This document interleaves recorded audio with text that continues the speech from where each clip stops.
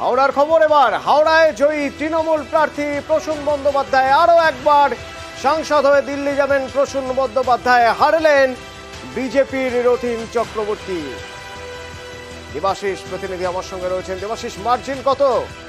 দেখো, এখনো পর্যন্ত প্রসূন বন্দ্যোপাধ্যায় যিনি গতবার 2019-এও 1,29,000 ভোটে জিতেছিলেন, এই মুহূর্তে আরো বেশ কিছু রাউন্ড, অর্থাৎ 2 রাউন্ড 3 রাউন্ড বাকি রয়েছে।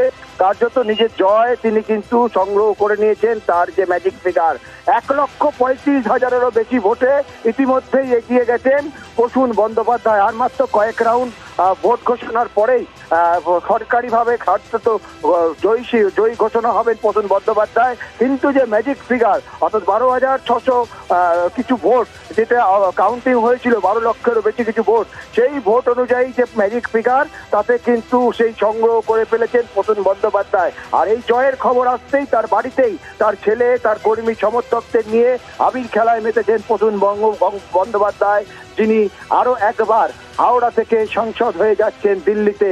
এই নিয়ে তার কিন্তু চতুর্থবার সাংসদ হলেন প্রসূন বন্দ্যোপাধ্যায়। অতনু।